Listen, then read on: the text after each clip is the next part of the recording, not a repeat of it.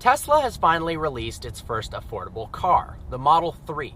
Now, the Model 3's base price is $35,000, and that's before incentives. Because it's an all-electric vehicle, it's subject to a $7,500 federal tax cut.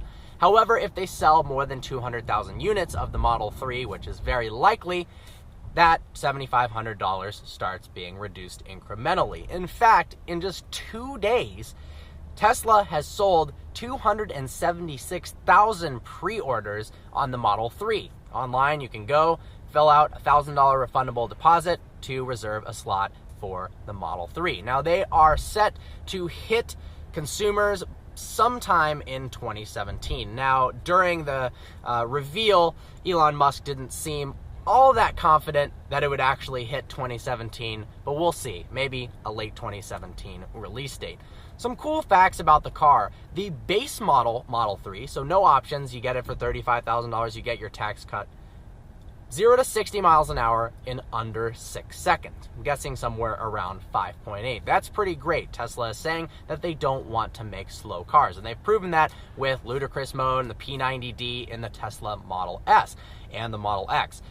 Likely, they are going to make really fast variants of the Model 3 as well. However, options can make the car a lot more expensive really quickly. It's not that difficult to option the Model 3 up to $60,000. Elon Musk tweeted that an average, lightly medium option Model 3 would be in the range of $45,000.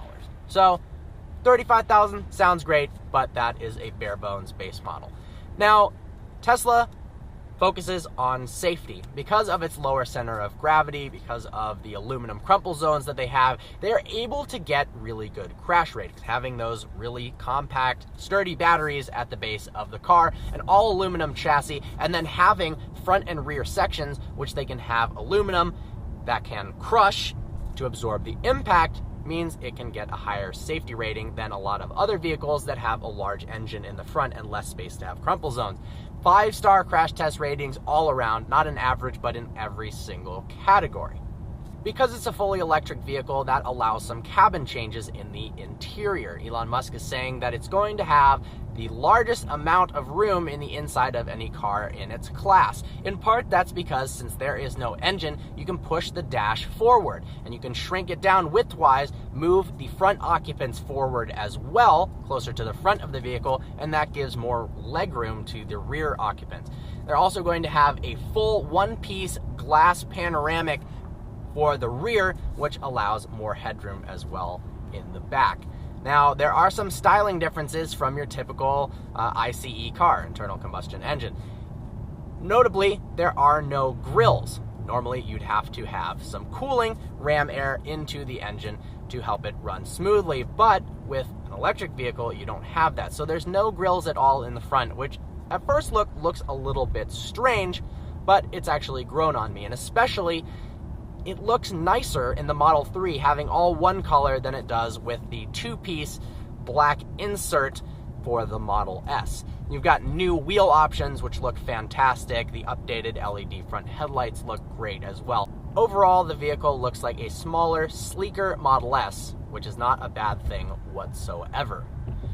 Apparently, the Model 3 has been Elon Musk and Tesla's goal all along, starting with the Roadster, very limited production, to show that you could make a fast electric vehicle, 0 to 60 in 3.8 seconds, taking a Lotus, proving that an electric powertrain can be effective. Then they moved on to the Model S, proving that it could be a four-seater, a practical vehicle, and be fast, and not look like a cheese wedge like the Prius.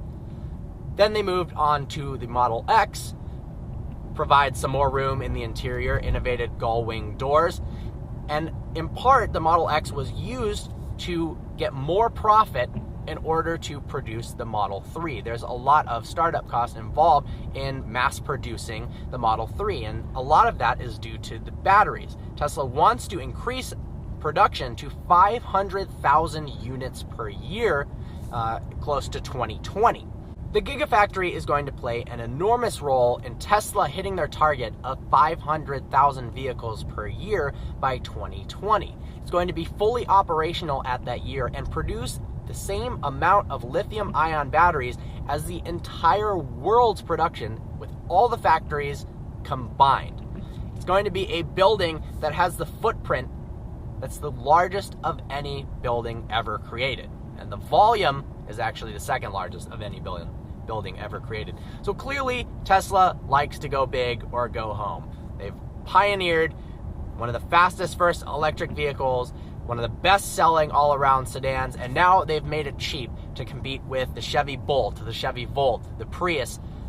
I'm really excited to see where it goes, and absolutely, it is going to be an extremely competitive vehicle in both the base model and whenever they come out with the P93. Hope you found this video informative. Like always, please browse our channel and subscribe. Look forward to seeing you next video.